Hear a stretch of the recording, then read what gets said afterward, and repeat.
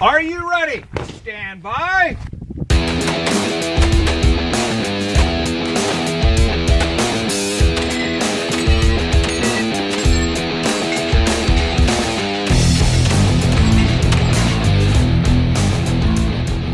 Welcome to the Three Gun Show, episode 115. I'm your host, Dave Hartman, and my guest this week is Chad Francis of Generation 3 Gun and the Midwest 3 Gun series.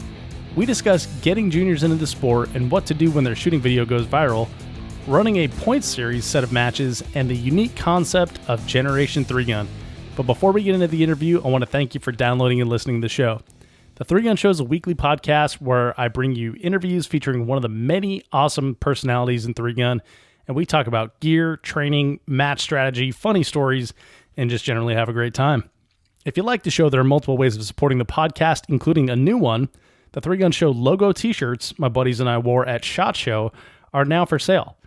Go to 3gunshow.com/merch, M-E-R-C-H, to get yours today. The ones up currently are unisex Bella Canvas shirts. Now, these are really high-quality shirts, soft material, good fit. I'm working on a lady-specific shirt, too, so that should be coming in the next couple weeks. Anyway, that's 3gunshow.com/merch to get your own. In this episode, Chad and I cover a lot of matches and shooting opportunities that you will want to get in on, so head over to the show notes at 3gunshow.com/episode 115 for links to each of the opportunities, and enjoy this one with Chad Francis. Chad, welcome to the 3 Gun Show. Hey, thanks for having me. I've been looking forward to it. I feel like I finally made it when I made it on your podcast. Well, man, I'm glad to have you. You know, I hadn't planned on bringing this up, but since you said that, the first time that you and I met, it's kind of funny because I didn't realize that we had met because we have some mutually rude friends that we were in the same place for lunch at SHOT Show, and there was so many people around. I was like, Vegas, yep. I think I know all these people. And then later on, I was like, oh crap, that was Chad Francis that was sitting right next to us the whole time. Yeah, I like to keep a low profile. Yeah, not really. Well, I felt bad later because I do remember that though. That was at SHOT Show, what, 2 years ago? It was last year, yeah. Yep. Yeah, the shots all blend together. I've only been to 2 of them, but I'm still trying to keep my story straight from all of them. I'm the same way. I think I've been to 4, and they all just kind of blend in together. Yeah, you know what? It's funny. I listened to the Michael Bain podcast, and he said the other day, he's like, well, I was listening to one of the podcasts of before SHOT, and he's like, well, when we go to SHOT, we're going to do a lot of it, and no one's quite sure what we do at SHOT, but we sure do a lot of it. Yep. My wife and her friend always comes down, so it makes for a pretty good.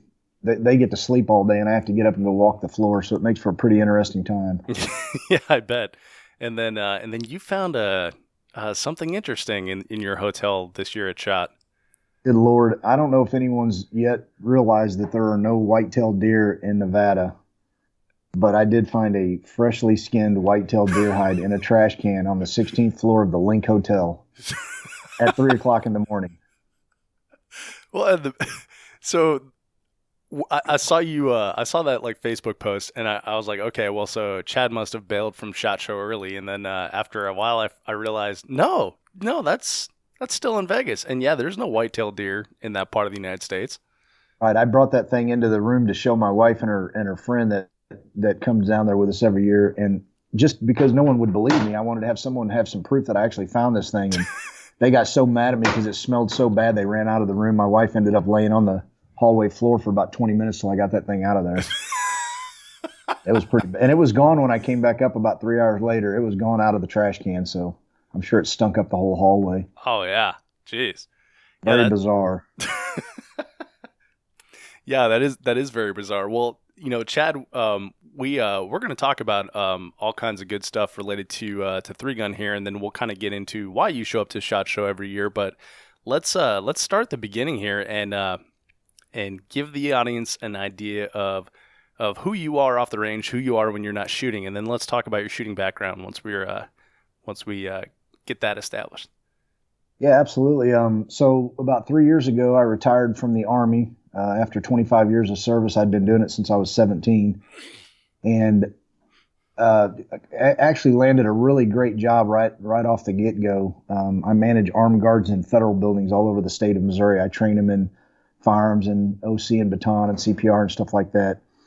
And it's a job that's not very labor intensive, so I have a lot of free time, which leads into the range that I bought and the work I do on it. But while I was in the military, I think it was about the year 2000, I started competing in the military in what they call combat matches, and just enjoyed it immensely. Mainly the camaraderie more than anything.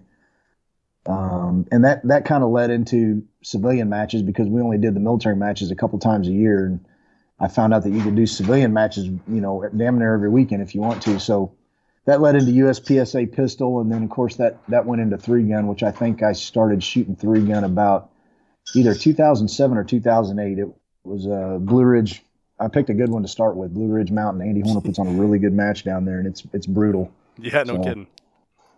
Good way to cut your teeth. At some point, I realized I wasn't as good of a shooter as I was maybe putting on matches and helping run matches. So that kind of led into what I do now mainly. I still do shoot and compete because I enjoy it. But when my daughter started beating me at matches last year, I thought it was pretty much time to realize I wasn't as good as I once was. Well, okay. So, lot to uncover there. First of all, what is a combat match?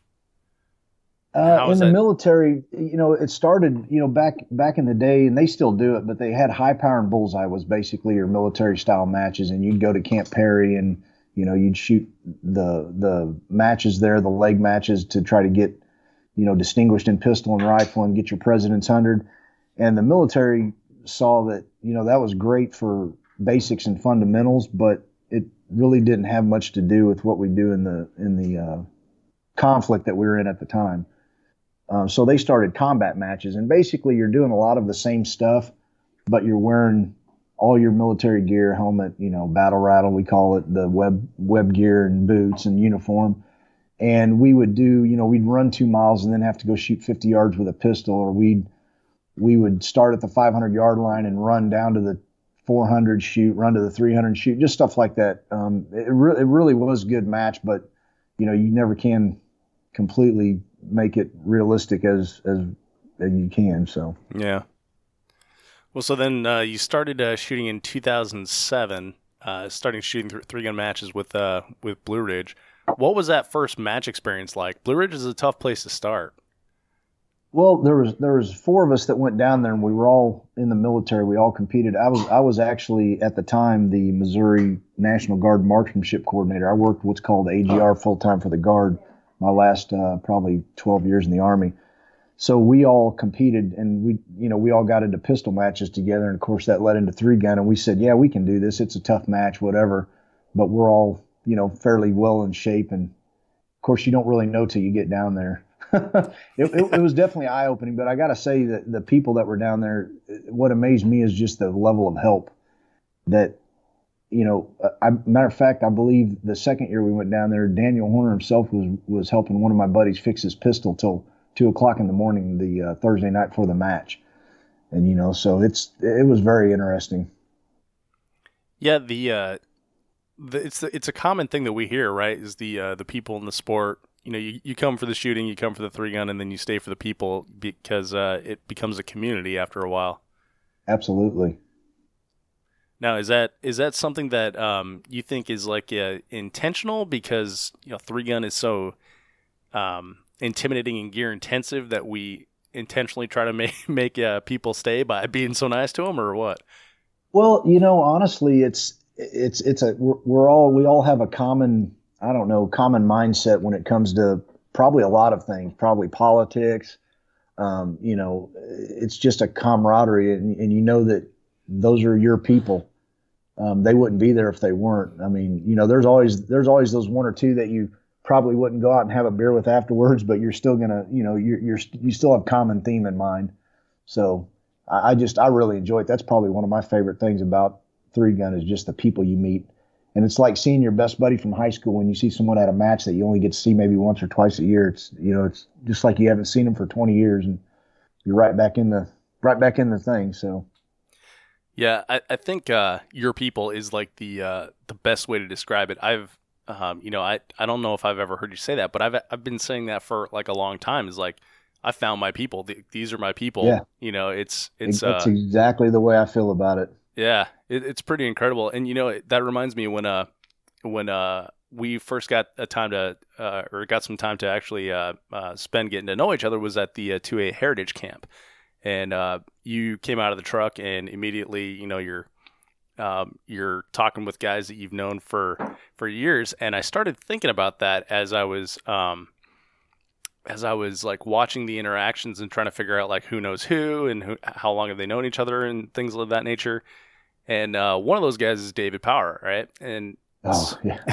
so he lives many, many states away from you, and you guys have known each other for years. So when you think of that, over the years that you've known each other, you've probably spent 12 days together. Oh, yeah. 13 days. Exactly. And best of friends, right? I look forward to seeing him more than I do, you know, like I said, friends from high school and stuff that I still keep in touch with. I'd rather run into David Power than my best friend from high school. I know it's kind of bad to say, but yeah, it becomes that way. Yeah, it's pretty interesting, and I've had a lot of windshield time in the last bunch of months, and I've put a lot of thought into that, and I wonder if part of it is like, you know, you spend the whole day, you know, toward a common good. Again, you know, like you said, it's your people, and then the interactions are brief, and so you don't have the time to have, like, you know, Uncle Steve overstayed his welcome type of thing at Thanksgiving. So you know, that's probably very true. I mean, if you think about it, that's probably exactly what it is. You get to have the best parts of your buddies without finding out that they snore at night and, you know, put their dirty underwear all over the floor or something. Yeah, exactly. So Chad, you mentioned that when your daughter started beating you at matches, you realized that, oh, maybe I should run some more matches instead of shooting. So how did you decide, like, hey, I'm going to get my my daughter into a 3-gun here? Because she started at a fairly young age, right? You know, surprisingly enough, it seems like she started 10 years ago, the way the last few years have gone. But I just had a reminder pop up on Facebook yesterday, a memory, whatever they call it, that 4 years ago we did this NRA interview with the women of the NRA TV show. And that was really right after her first 3-gun match. So she's really only been shooting 3-gun for about 4 years, but it seems like a lot longer. Oh, wow, yeah. Okay, so Katie started shooting 3-gun 4 years ago. What was the spark for that? Did she want to shoot? Did you want her to shoot? Was it like something you wanted to do together, or she just tagging along? Well, when I remember when I got back I was deployed to Iraq, 03 almost to 05, and I came back and the kids were 5 and 4. My two oldest daughters. I have 3 daughters, by the way. I'm pretty sure God hates me, but anyway, so they were 5 and 4, and I have guns in the house, always have, and I figured it's probably time to start introducing them to, you know, safe gun handling and what to do and what not to do, and mom and dad aren't home, that kind of thing. Not that we left our kids at home alone at 5 and 4, but you know what I'm saying. To me, there's no early time to start. It's never too early to start talking about it. Anyways, so they both learned how to shoot, and Katie seemed to take way more of an interest in it than my middle daughter, Mason. And she would constantly, it almost got to the point of bugging me, which I hate to say that, but every 5 minutes, Dad, can we go out and shoot? Can we go out and shoot? That sort of thing. And I believe when she was 9, we started shooting some pistol matches because she just couldn't handle the shotgun. That's and funny thing, that's what she's known for, is her shotgun, but Yeah. she just couldn't handle the shotgun at the time. So we shot pistol matches, and she would go hang out with me at matches. And it was funny, she used to bring a parachute cord and make parachute cord bracelets at matches and sell them. And she'd be up till 3 a.m. burning parachute cord in the hotel room. Huh. You know, but I think that when she was 12, I was going to go down and work the Benelli shotgun match down at Rock Castle, and she wanted to tag along. And it was like, well, while she's down there, she might as well help you out. And that's kind of how it got started. So she came down and shot that. That was her first match, was the Benelli shotgun match. And that was the first time she'd ever shot a shotgun, period. Was probably a week before we went down there, and just kind of morphed after that. It kind of blew up. Yeah, blew up. Blew up is like to say the least. There, I still see that video popping up of, excuse me, like the famous one that was on the news and everything of of her shooting. It pops up on Facebook or whatever group every now and then, and because of what I do, people send it to me a lot. And they're like, "Hey, check this out." I'm like, "Yeah, you wouldn't believe it. She's like driving in college now." Yeah, I have people actually talk to me about that video. Have you ever seen this video of this one girl and they describe it? I'm like, yeah, that's my daughter, and they can't believe it. You know, speaking of David Power, he always jokes about he's got the most famous hand in three gun because he was holding the timer in that video. You'll hear him say that quite a bit. Most famous hand in three gun. That's a pretty good proclamation. Yep.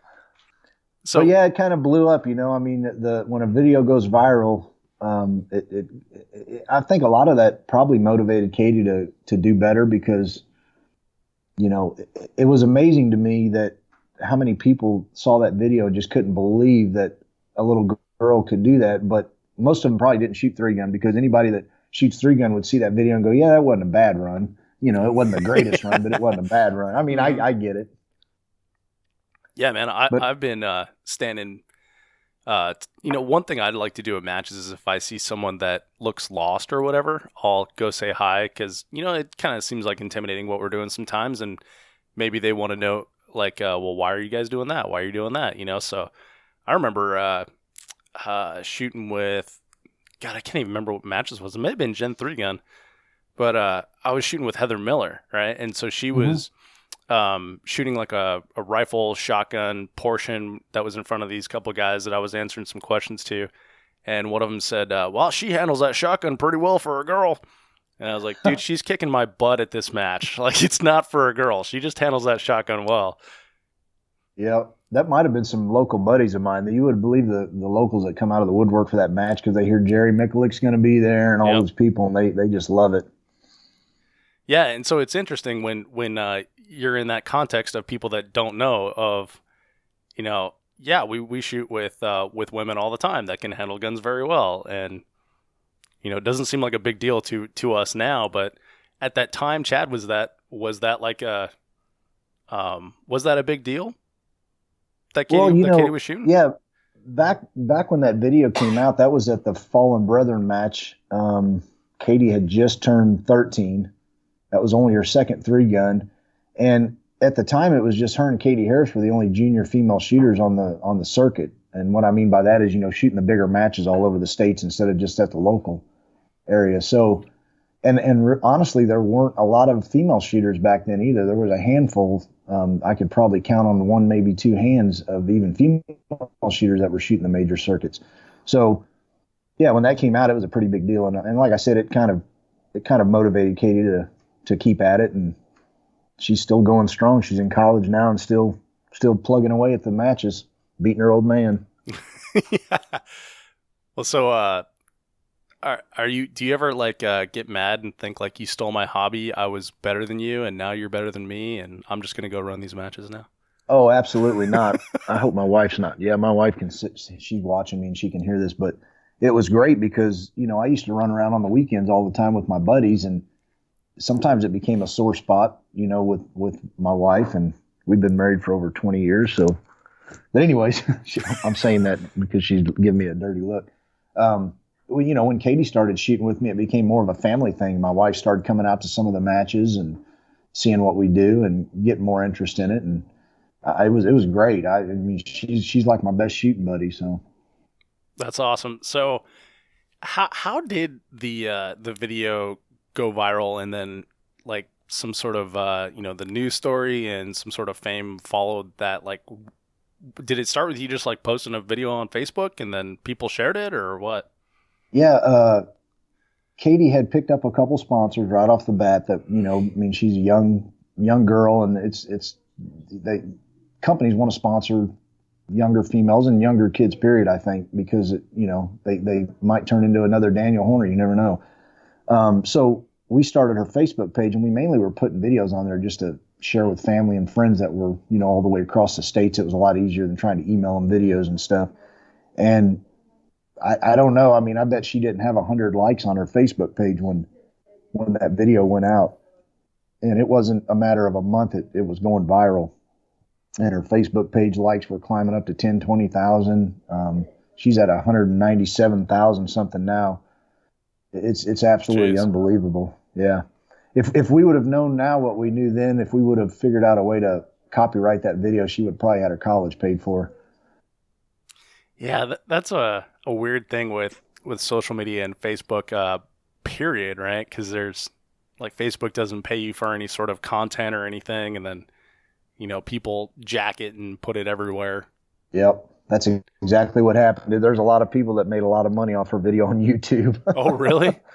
Oh yeah, for sure. You go on there and you see all the advertisements when people, share that video, and it's not a big deal. We're not hurt over it or nothing. It's just we wish we'd have been smarter at the time. We'd have never thought that it would have went like that. Yeah. Well, and I think like when you dig to the bottom of like a lot of viral things, like that's how it happens. Is people like, well, I didn't think it would be big. Right. Yeah. But it's interesting. Like I said, I still have people that talk about 3-Gun and, man, you've got to see this video of this little girl and it's your daughter, and they don't believe you. And so then you got to like pull your pictures up on your phone and stuff. And it's like, you got to be kidding me. So it's cool. Yeah, it's pretty interesting. So what did Katie get a big head, and was she hard to live with after that? To this day, she doesn't quite understand what she's meant to 3-Gun. And I'd say that, I don't say that lightly, but she's brought a lot of people into 3-Gun that had never heard of it, and she still to this day is just a down-to-earth, level-headed girl. She doesn't quite understand why everybody thought that was so neat. Yeah. Well, you mentioned that she's one of your best shooting buddies. I've seen you guys interact on the range, and it's interesting because you have a different relationship than a lot of the people I see that either shoot with their kids or support their kids in shooting. And you and I have had some conversations about that before, where sometimes we'll see parents load magazines, putting them in the shooters' pouches and stuff, and going over stage plans and everything. But you're kind of hands off with Katie, and you've had 4 years to work that out. So was it sort of a gradual decline in the guidance that you gave her, or did you consciously set out from the start to say, look, she needs to make these choices on her own? No, when she started beating me, I wasn't going to help her anymore. It was gradual. I mean, when we first started, I would watch her do something, put a half-empty mag back in her pouch, and I'd tell her not to do it. And if she didn't have all her mags loaded, I'd grab and load them for her real quick. It's part of the game. I mean, but after about a year, when she was physically able to do that stuff on her own, I kind of started backing away and letting her make mistakes, because that's the best way to learn. You make a mistake and then you learn from it, and you won't ever do it again. So she's fully, like I said, she's gotten to the point now where she walks stages better than I do. Her stage plans are better than mine are, and she actually helps me out now a little bit. So yeah, that's got to be nice to have that family member that is a better shooter than you, or you can confer with stage plans. Oh yeah, absolutely. It's. I always told Katie, when you shoot, try not to be. You don't want to be the best shooter on your squad, because you'll never get better. You always want to try to be the worst shooter on your squad, which isn't very hard for me, but it gets kind of hard for her sometimes, because you'll never learn. If you're the best person, you'll never see better stuff going on than what you're doing, and that's pretty much where we're at now. Now with some of the matches we shoot locally, we do have a lot of new shooters that shoot with us, because we're trying to get them in the sport. And so, but at the bigger matches, we always try to squad with people that are better than us. It just makes it, you learn a lot.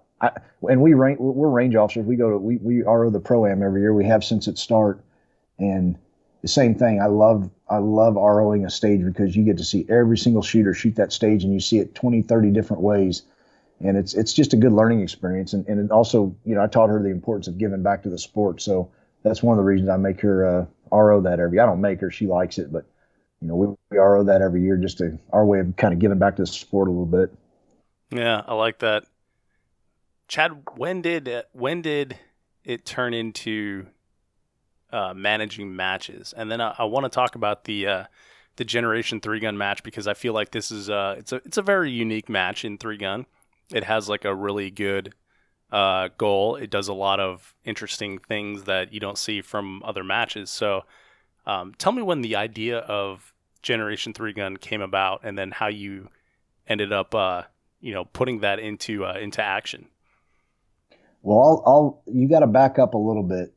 The first year that me and my three buddies started shooting three gun, like I said, we shot the Blue Ridge Mountain. We were sponsored at the time by Adams Arms, and we wanted to thank them by putting a match on for them. We had no idea what we were getting into. That fall, the Blue Ridge used to be in the springtime. That fall of that same year, the first year we started shooting three gun, we put on a major three gun match down at the Lake of the Ozarks called the Ozark Three Gun. And man, you talk about biting off more than you can chew. Yeah, we had kidding. no idea what we were doing. Sandra Orvig came down and helped us do stats, which probably saved us because we would have just been lost in the sauce for sure. But that was how I started getting into the management of matches, and we did that a couple years, and then I backed out of it and kind of went my own way. So me and Jeff Welsh, who's the co-founder of Generation 3 Gun, we're sitting at a match in Sparta, Illinois, as a shotgun match, and this has been, I guess, almost 3.5, 4 years ago. And we were discussing how much it cost us to bring our kids to a match like that, and it was basically a mortgage payment. And I realized I was fortunate because Katie had a lot of sponsors. I still was a sponsored shooter at the time, so we were pretty fortunate. But I just thought about some of these parents that go to these matches with the kids and how much it must cost them, and we just thought, man, there ought to be an organization that could do something about that. And that's where the concept of Generation 3 Gun came about. From a little conversation. So what is the significance of Generation 3 Gun then? You mean the name? Yeah. Well, yeah. So Jeff Welsh at the time, his dad, him, and his son, all were shooting three gun together. So you had three generations of Welshes, and that's where the name comes, Generation 3 Gun. Oh, cool. Obviously, a play on three gun and three generations. And on our logo, you'll see there's 4 people on there. 3 of them are the 3 generations of Welshes, and then the 4th one's Katie. So awesome. Yeah. And so, what is, for folks that don't know, that just think it's a match, what is the concept of Generation 3 Gun, and what does Generation 3 Gun do? Well, the original goal was to just start an organization, try to get donors to put money in a pot, and we would figure out a way to give that money to kids to shoot matches, whether it was entry fees, equipment, anything we could help them out with. We just wanted to be that go-to organization. And we realized very quickly that no one was just going to start throwing money our way. Excuse me. So Jeff talked me into putting this match on, and I'll be honest with you, I was retiring from the Army. I was getting ready to retire, start my own range, and I wanted to put a match on, a major match myself, just for some extra income. And he came up with this idea, and I'm like, oh boy, here we go. So we decided to, we did it that first year, and I don't remember exactly what we raised, but we decided we're never going to have enough money right now to just pay kids complete way. So let's focus on one thing. And we decided to give them scholarships to shoot other people's matches, basically. Awesome. And so this year will be our 4th match. So we've raised almost $40,000, I think, over the last 3 years that we've actually given away to kids. Wow, that's incredible. So that money comes directly from match entries? Is that what I'm hearing? That is correct. Between the match entries, and then also we do raffles. Last year we did a pretty big raffle that raised almost $10,000, but we always have raffles at the actual match itself. And it's kind of funny. The first year we did those raffles, it was 2 shotguns that we had donated, and the first guy's name that got picked was John Gronin, and he immediately turned around and gave the shotgun back to the kid that pulled his name. So the second guy that won the second shotgun, he pretty much didn't have a choice but to follow suit, or he would have just probably been heckled completely out of the building. And that was Brian Buell. He's a local shooter from down here in Missouri, and so he gave that second shotgun away. And that started something that we never imagined. Now we have people donating rifles and shotguns and pistols to us to raffle at our match so they can turn around and give them to kids. It's a pretty amazing thing to see.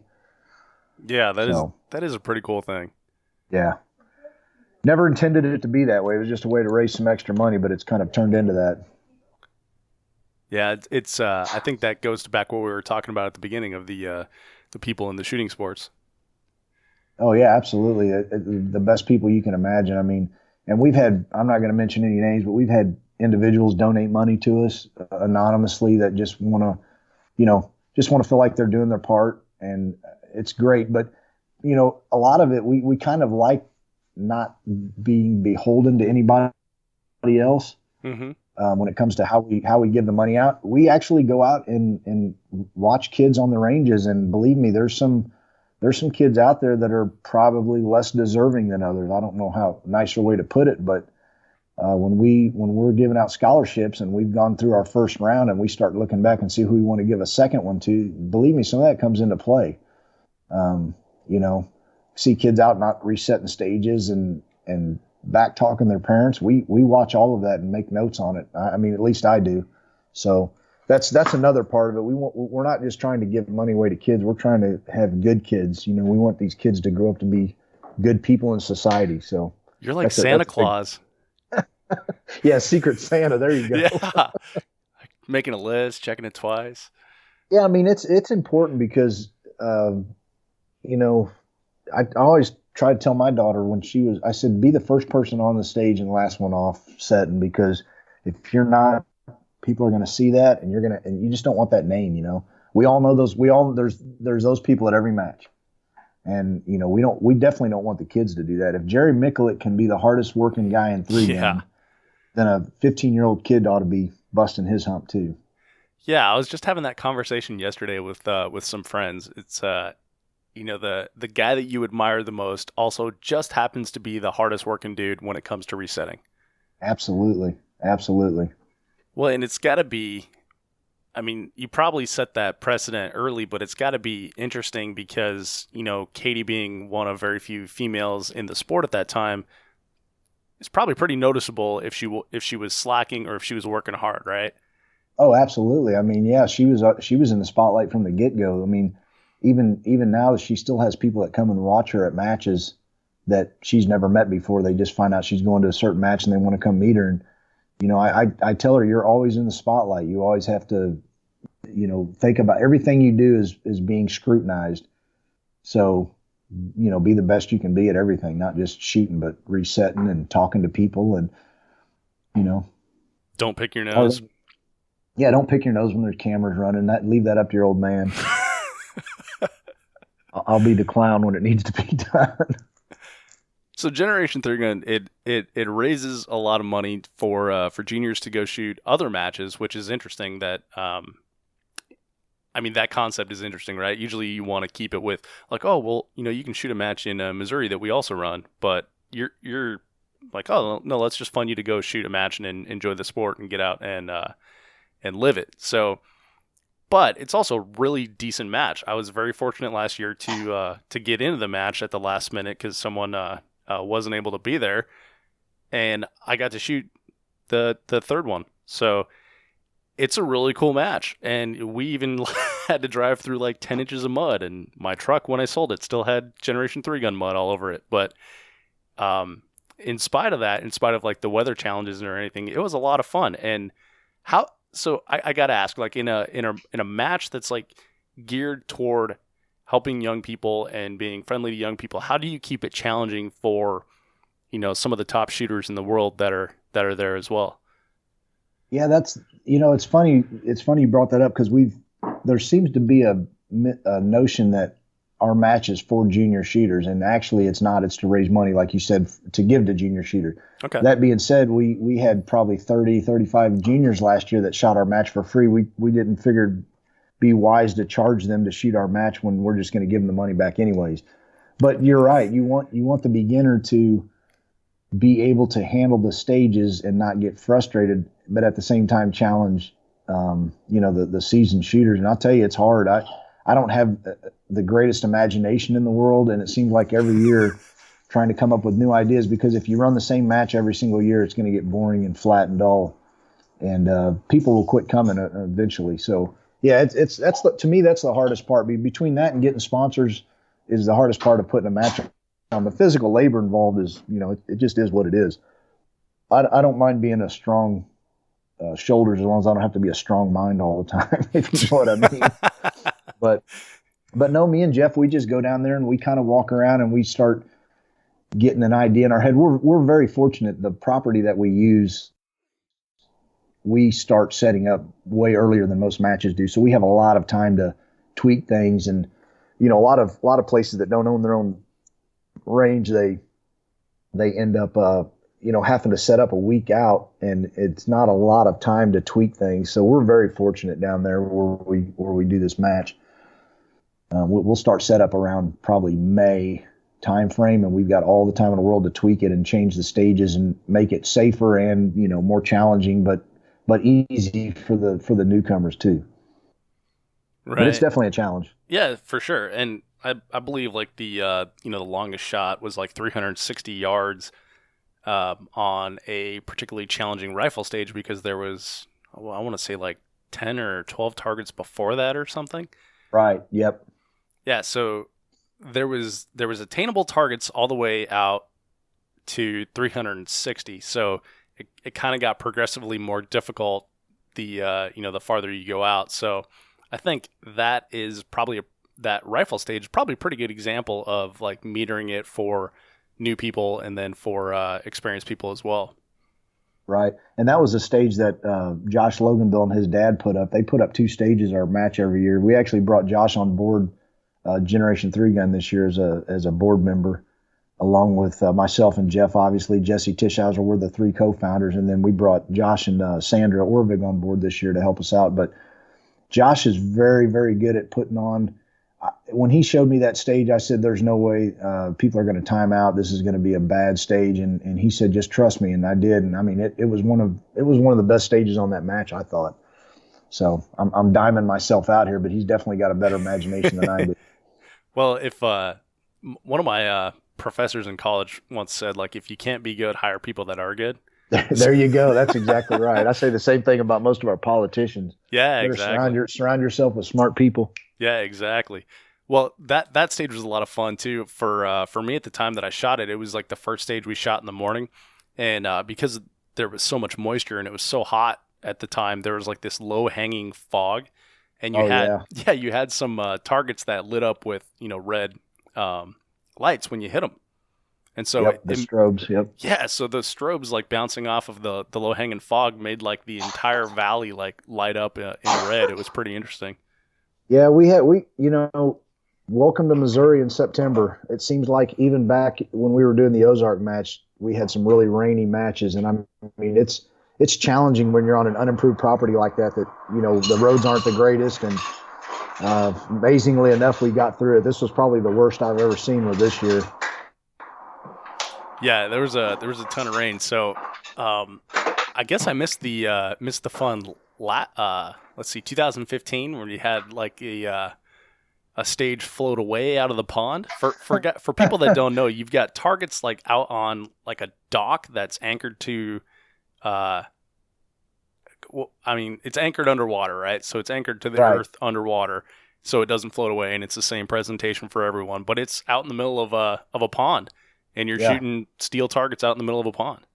Yeah, we call that our signature stage. You know how every golf course has a signature hole? That's our signature stage. And the first year, everybody just absolutely loved it. And then the second year, we fought the first day for hours trying to keep the targets from floating away because we had strong winds. And we finally ended up just having to give up on the stage and throwing it out, which really sucked. But the cool thing about it was we let everybody go shoot it for fun while they were waiting for their next stage right there. So there was a lot of guys out there that, played with it. This year we had it nailed down. We were ready for anything. We had so many anchors and cables holding that stuff down. It was ridiculous. So we learn every year.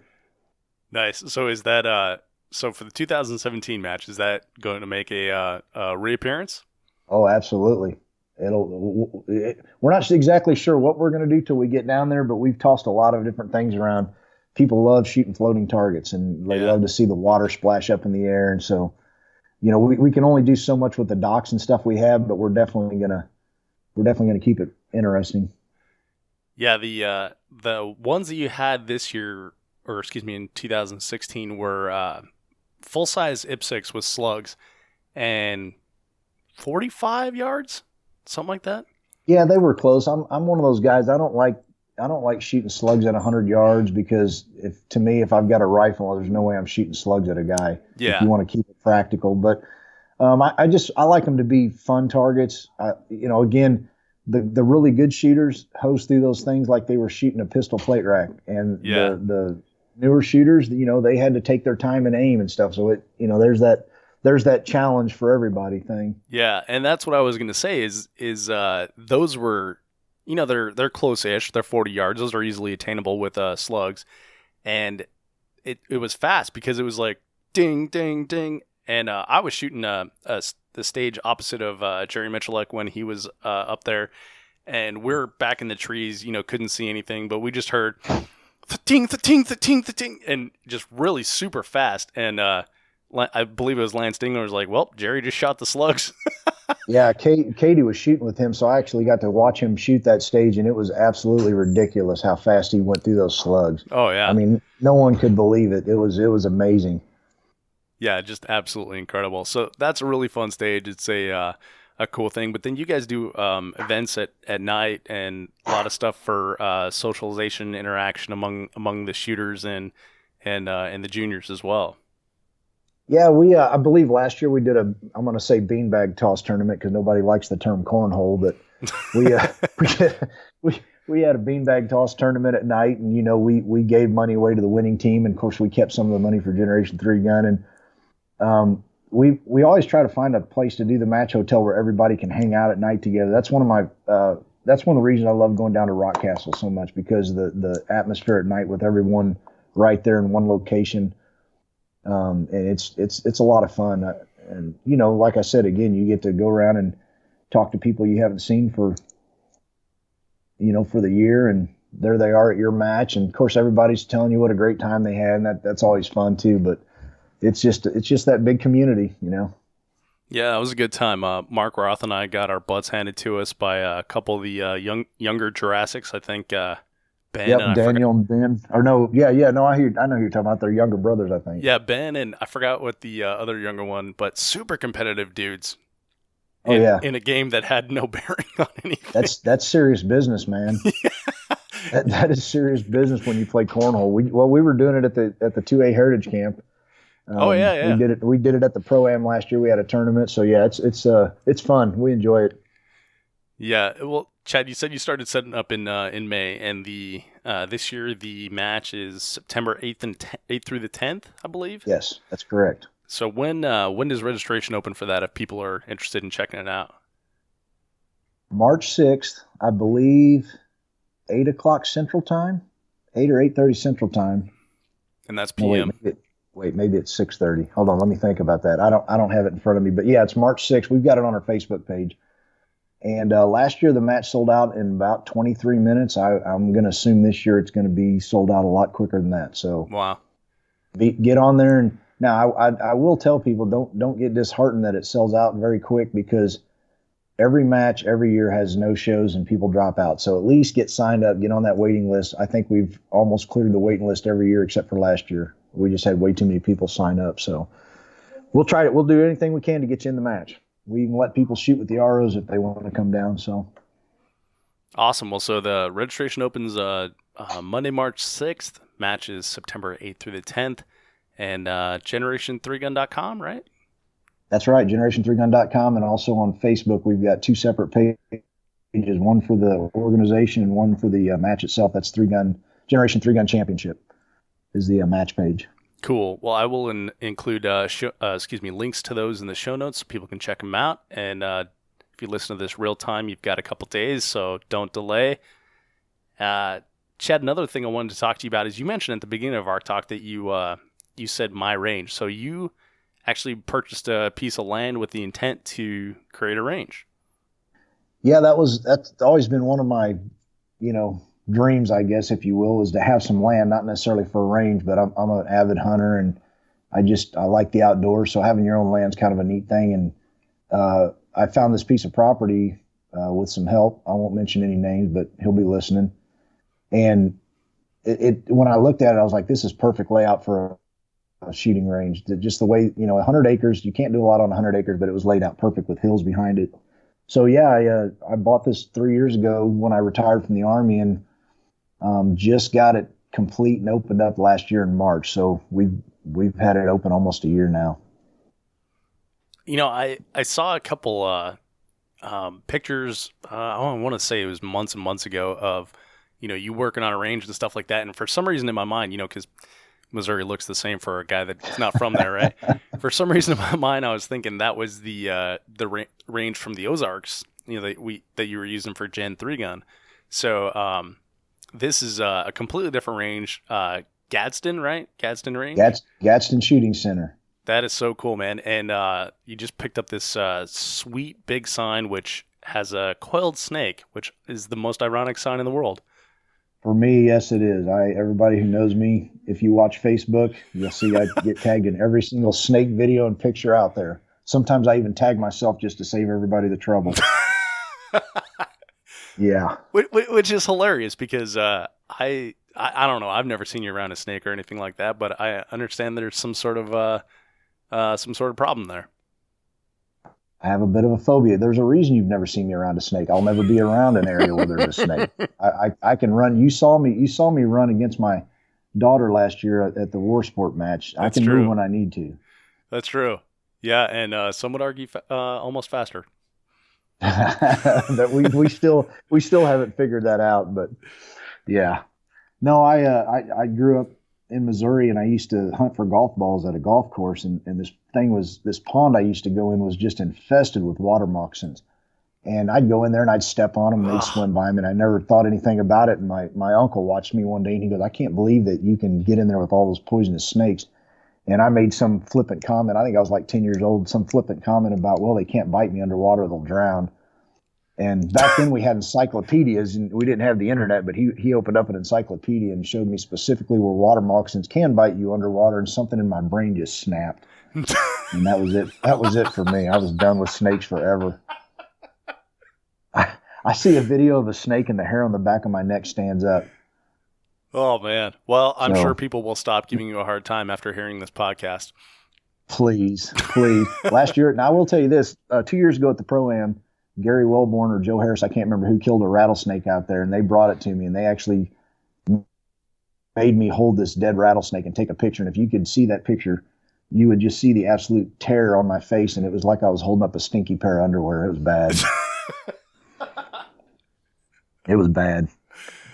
All right. Well, we won't torture you anymore, but let's get back to the range. So, what is the concept, the vision for this range that you've built? Well, I was always trying to think of what I wanted to do when I retired from the Army, and everyone's dream is always do something you love, and I loved the Army for the 25 years I was in it. So, what a better thing to do than to run a range? Not knowing anything about anything, it seemed like a great idea. Now, it was a lot more work than I thought it was going to be. And I've learned that it's just like 3-gun. It's a very expensive hobby that I've gotten myself into.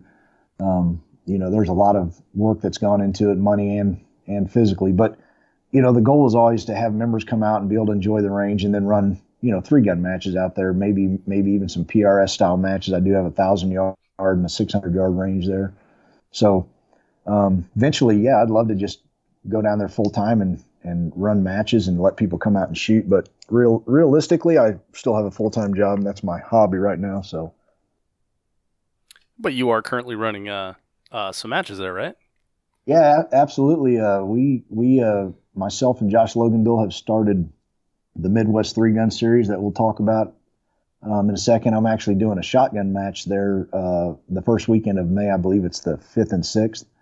It's a 2-day shotgun match, shotgun only. We're going to do about 12 to 14 stages.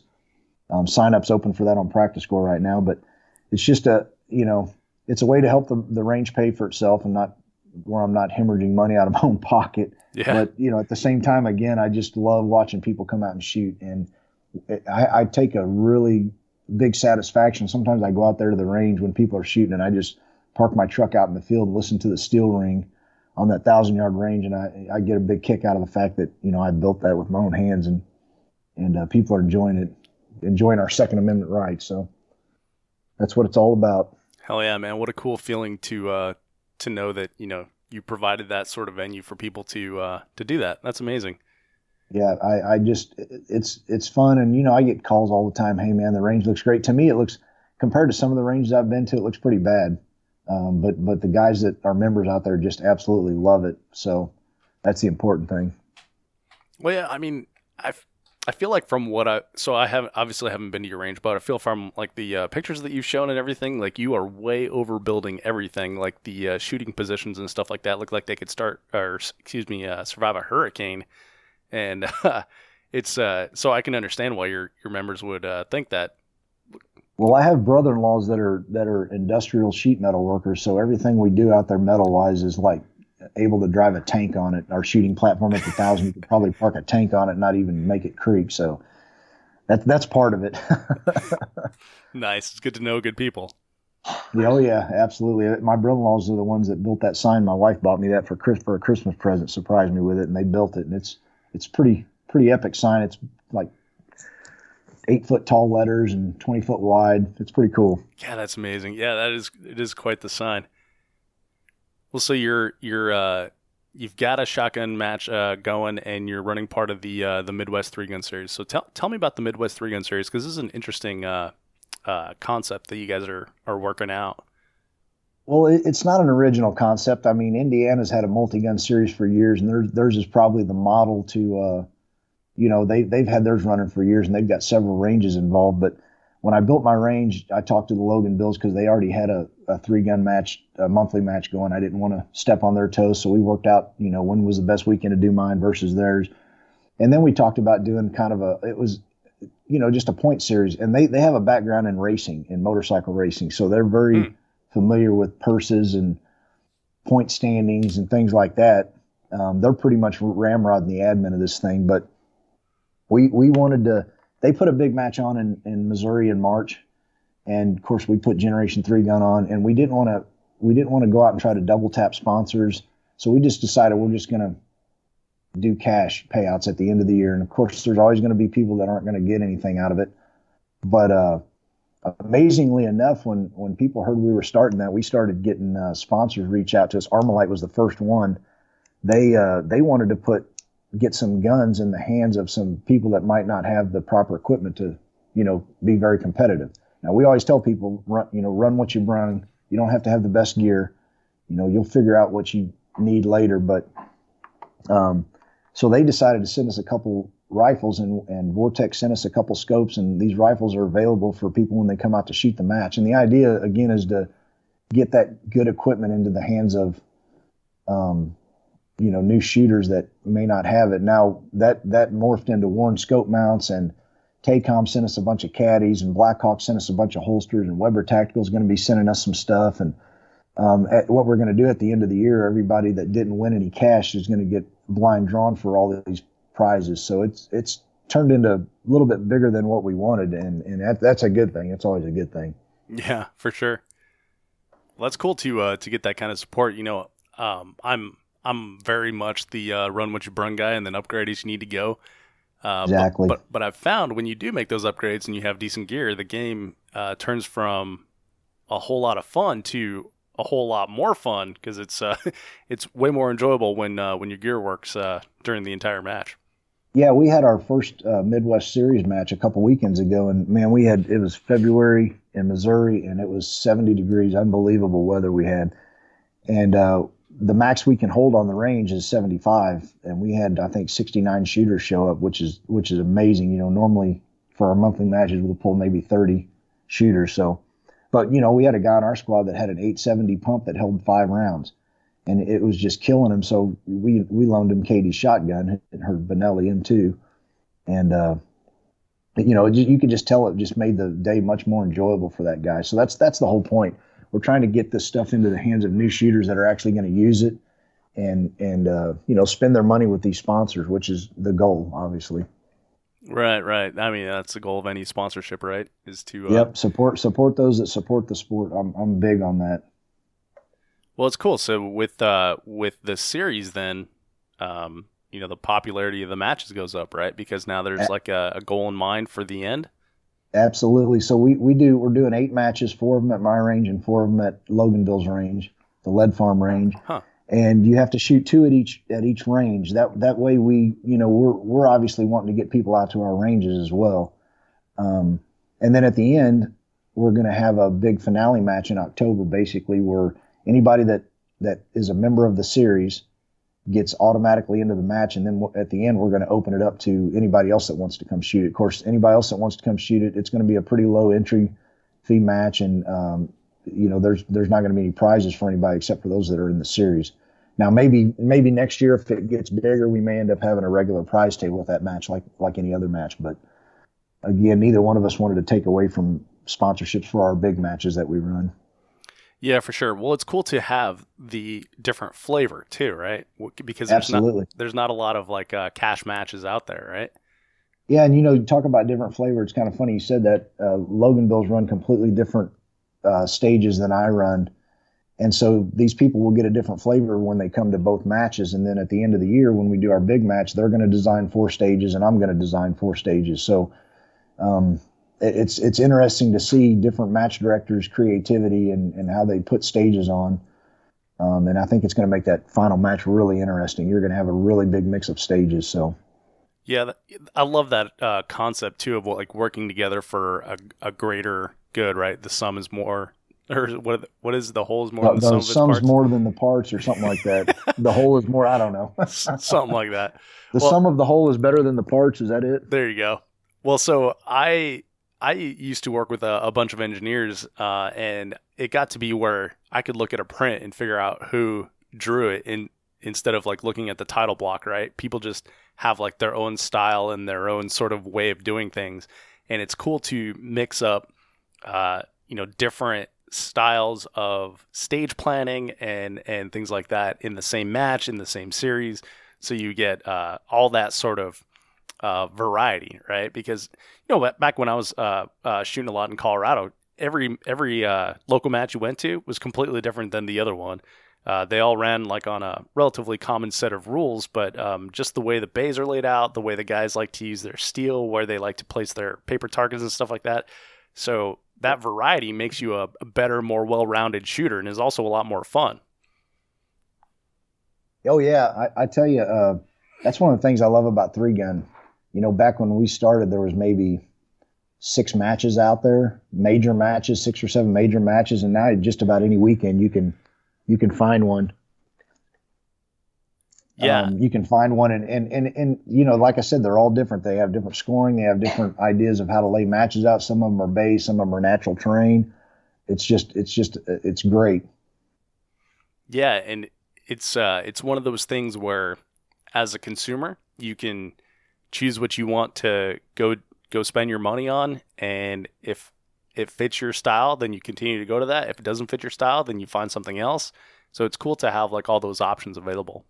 Yeah, it's funny, back in the day, we used to, all the major match directors would talk amongst themselves and, hey, when are you going to do your match? I want to make sure I don't step on your toes.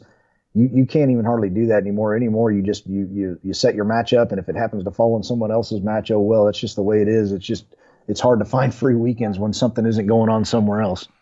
Yeah, no kidding. Well, I mean, luckily now there's a larger pot of shooters to draw from as well, right? So exactly. So you can fill 2 major matches on the same weekend in different parts of the country. Yep, that's the beauty of it. And there's a lot less travel. We travel a lot less than we used to because there's so many matches closer to us now. We used to drive 14, 15 hours for matches, and now we can stay within 8, 9 hours and still go to good quality matches. Yeah. When I was looking for places to hang out for the winter, because it's a little bit cold in Colorado and we have kind of an off season. Right. I was looking at Texas, because Texas, like the first 5 matches I'm going to of the year are in Texas. Yeah, they got beautiful weather down there. Oh yeah, well, and as more I start looking into it, is like you could shoot almost your entire year and not leave the state of Texas. And when you figure like how big Texas is, you can kind of correlate that to a lot of different parts of the country as well, because there's like hot spots within, like you said, within a few hours of each other of all these matches. When you talk about like the Indiana Multi-Gun Series, when you talk about like your Midwest 3-Gun Series. It's really a great time to be a shooter for sure. Yeah, that, and that's one of the things here in Missouri that we like. We used to have the FN/CMMG match, and that kind of went defunct, and so Loganville's jumped right in and started up their match. And of course, the Ozark match went defunct, so we jumped right in and started Gen 3. And now with the series going on, we're actually focusing a lot more on the local stuff here with our shooting. I think we're only going out of state maybe 3 times this year for big shooting matches, so that's a good thing for us too. Yeah, no kidding. Especially when you're trying to run your own series, right? Because then you can stay closer to home and everything.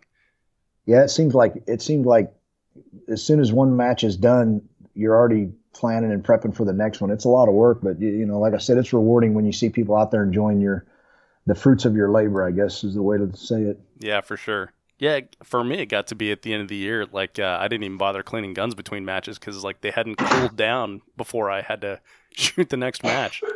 Oh, exactly. I think we do massive cleaning at the end of the year, and between that, it's just pretty much lube them down real good. Yeah, exactly. Add more lube, maybe to the outside if it's raining, and get back Clean on the range. rust off and make sure it shoots. That's the main thing. Well, Chad, so you've got a ton of stuff going on this year with your new series, with Generation 3 Gun and stuff like that. What do you see as like the future of the sport? Where do you think 3 Gun is headed? Well, it's the last few years, it's been the fastest growing sport in the shooting community for sure by far. And you can think 3 Gun Nation has a lot to do with that. Obviously the old school outlaw matches that have been around forever have a lot to do with that. And then of course, a lot of the newer stuff that's coming up with the local series and stuff like that. I'd like to see it keep going. I know PRS's matches are up and coming, and you got a lot of 3 gunners that are starting to get into that. They're probably one of the faster growing sports right now out there for shooting. So, I always say there's room for everybody at the table. It doesn't matter if you're shooting USPSA, IDPA, Outlaw 3 Gun Nation, PRS. It's all a common goal for everybody. Have fun, have the camaraderie, and just enjoy shooting. Yeah, I like to make fun of IDPA mostly because I've never shot it. Oh yeah, but me too. At least they're getting out and shooting, right? That's what I say. That's the one thing I will say about it. I've never shot an IDPA match. It's kind of the joke of the 3 gun world, but at the same time, there's a lot of people that really enjoy it, and they're out there shooting, and they're actually probably learning something more than just going to a dump and shooting beer bottles. So it's all good. It's a good point. It's a very good point. Yeah. Not that that's not fun. That was one of my favorite pastimes growing up, was shooting beer bottles in a dump with my uncle. So, yeah, actually, it kind of sounds like a good time. He actually tried to talk me into digging a big pit at my range and filling it with trash just so we could do the same thing. And I said, I don't think so. That's not going to work out very good out there. But interesting business concept. Yeah, exactly. Bring your own beer bottles. Yep, that's it. Well, Chad, if you have like some advice for people that are thinking of shooting one of your matches, or maybe getting their youngins starting into 3 gun, what kind of advice can you give there? Yeah, I mean, just like we talked about, run what you bring. People contact a lot of times Katie on Facebook and ask her, this is what I've got. What should I do to upgrade my gear? And a lot of people, they want to get really good before they ever go shoot a match, and that doesn't work that way. You can practice all you want, and you're never going to know what you don't know until you go to a match. So take what you've got out there, shoot it. You'll know really quick what you need to upgrade, and there's always going to be people there that are willing to loan you gear to make your experience better.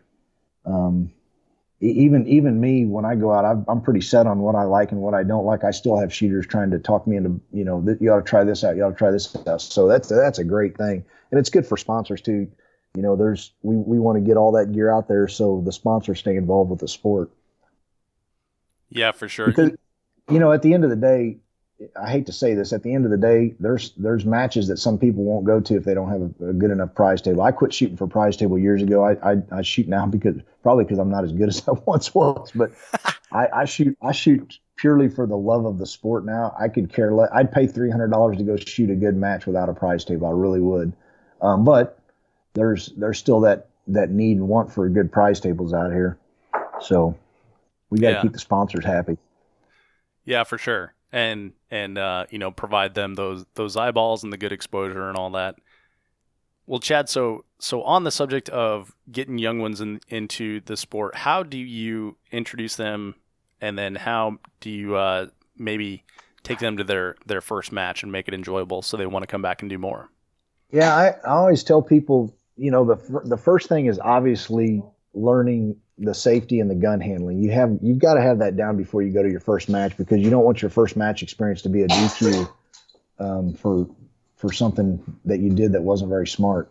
So get them used to handling them, and then just go to a local range. I mean, you don't have to start at a big match. Go to a local range where there's 30, 40 shooters that show up, and they'll bend over backwards to help out where they need, and they'll take kids under their wings. I mean, I've seen it 100 times where a new kid comes out and they've got 20 new range dads out there trying to help them out. So best thing to do is just get out there and do it. Yeah, I hear that. And, sometimes it can be kind of overwhelming, I bet, because so many people want to help out that now you're listening to like 17 people's advice, and you have 4 shotguns to choose from, and et cetera. That's true. And, even today, Katie gets that, where she'll have people come up and say, this is what you should do, this is what you should do. And she'll always come back to me and say, okay, Dad, this is what I heard, and this is what I'm going to do, and that's fine too. I mean, everybody wants to be helpful. Everybody wants to feel like they're part of the solution. So some advice is good, some advice is bad. You just got to be able to weed out the good from the bad. But if it's a new shooter, generally no one's going to steer them wrong. I've always said that's one of the best things I like about this sport. This is one of the few sports where you can go to a competition and someone will tell you how to beat them. Yeah. And enjoy watching you do it if you can pull it off. So that's one of the biggest things I love about this sport. Yeah, it's cool in that respect because, I've seen, I've experienced like a USPSA match where someone gave like some really poor advice on a stage plan, and I thought, that can't be right, and then later on I realized it was total BS and trying to mislead me. Right. And I told the same story yesterday, in fact, but it's like, hey man, I'm unclassified. Like, what do you expect me to pull away from your masterclass performance here? Yep. And you don't see that in 3-gun. At least I never have personally. Exactly. I never have as well. And I think 3-gunners understand that, cream is going to rise to the top. Yep. I mean, we fight like cats and dogs in 3-gun. There's no doubt about it. I mean, you go look at any post Jesse puts out there to get the pot stirred. But it's to me, it's a common end goal. We want to make the sport better. We want to get new shooters involved, so the discussion's good. It's better to discuss it on, I guess, Facebook than fight about it actually at the matches. So yeah, for sure. And I don't see a lot of fighting in matches. No, you'll hardly ever see that. And there's a lot of behind the scenes stuff. I mean, as a match director and a range master, there's a lot of behind the scenes stuff that goes on that isn't the best in the best light of the sport. But far and beyond that, everybody's very respectful of everybody. They usually treat the range officers well, and and we're all competitive. There's a lot of A-type personalities, and people get heated up, but most people have learned to just control it. Walk off, blow the steam off in your truck, come back ready to set steel. So yeah. Well, Chad, we've covered a lot of topics here, and I'm going to include links to everything that you talked about, all the cool stuff that's going on at your ranges, the Logan Bills, the Lake of the Ozarks in our show notes at 3gunshow.com. If you can give the audience just one parting thought for something that they can do to make the sport better, what would it be? Well, this is a volunteer sport. It always has been. When you go out to the match, if they ask for people to show up early to help set up or stay late to help break down, just jump out there. You'll be remembered, believe me. The guys that jump in their car and get out of there without saying a word, they're remembered too. And now not everybody can do that. People have lives and they have things going on, but just try to be helpful and volunteer wherever you can. Again, that's why I said, I make Katie RO the Pro-Am every year just to give back to the sport. It's our little way of doing it. If everybody did that at one match, we'd have more ROs than we knew what to do with. So that's my biggest thing. Just, give back to the sport whenever you can, or else it's going to go away. Yeah, that's a good final thought, Chad. Chad, this has been a ton of fun, man. I really enjoyed getting to know you over the last year, and I appreciate you coming on and sharing your story with the Three Gun Show audience, because I think it's kind of a cool one, and it's something we can all look forward to hearing out on the range when we see it. Thanks, man. Hey, no problem. I appreciate it. Again, check out the show notes at threegunshow.com/episode 115 for podcast support links, including to the new t-shirts available for sale, and for links to everything that Chad and I talked about in this interview. As always, thank you so much for downloading, listening, and subscribing to the show. I'm Dave Hartman, and I'll see you on the range.